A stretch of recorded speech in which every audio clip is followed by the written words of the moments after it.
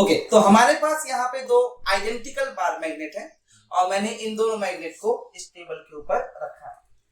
उस्मान, अगर इन दोनों मैग्नेट का मास सेम है तो इनका सेंटर ऑफ मास कहाँ लाई करेगा? इनके एग्जैक्टली सेंटर बीच में। ओके, नाउ अगर मैं इन दोनों मैग्नेट को यहां से ऐसा रिलीज कर दूं तो ये मूव करेंगे।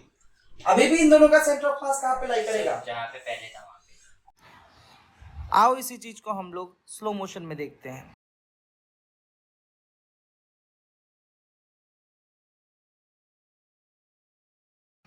तो हमने ये ऑब्जर्व किया कि ऑल्दो इंडिविजुअली दोनों मैग्नेट मूव किए हैं, बट इन दोनों का सेंटर ऑफ मास मूव किया है क्या? नहीं। तो सवाल ये है कि ऐसा क्यों होता है। तो आइए मैं एक्सप्लेन करता हूं।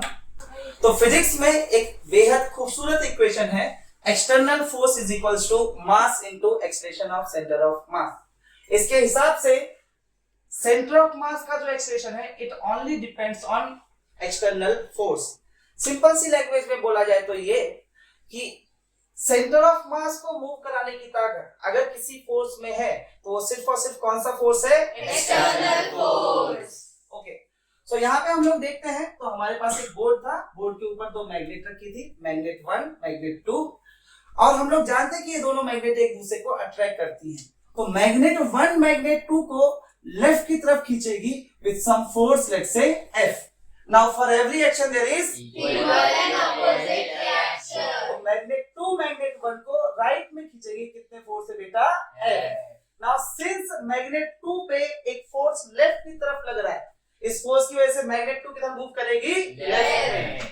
और मैग्नेट 1 पे फोर्स किधर लग रहा है बेटा? राइट। तो जिसकी वजह से मैग्नेट 2 राइट में जाएगी।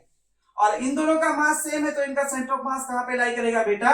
बीच में। नाउ अगर मैं इन दोनों को एक सिस्टम मान लूं तो ये दोनों फोर्स इंटरनल हो गए या external? Internal. And they are equal in magnitude but opposite in direction, तो एक दूसरे क्या कर देंगे?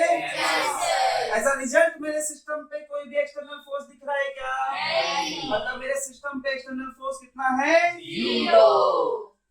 एंड सिंस मेरे सिस्टम पे एक्सटर्नल फोर्स 0 है, मेरे सिस्टम का सेंटर ऑफ मास मूव नहीं करेगा, क्योंकि सेंटर ऑफ मास को मूव कराने की ताकत अगर किसी फोर्स में है तो कौन सा फोर्स है? External force. तो सेंटर ऑफ मास की इसी प्रॉपर्टी के ऊपर कई सारे क्वेश्चंस बनते हैं जिनको कई सारे एंट्रेंस एग्जाम्स में पूछा जा चुका है। तो आइए इनमें से इसी एक प्रॉब्लम को डिस्कस करते हैं।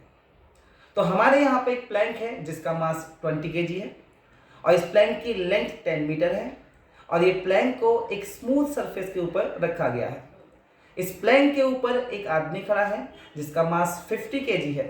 अब अगर ये आदमी प्लैंक के ऊपर चलने लग जाए देन ये प्लैंक पीछे खिसकता है क्योंकि नीचे वाला सरफेस आपका स्मूथ है।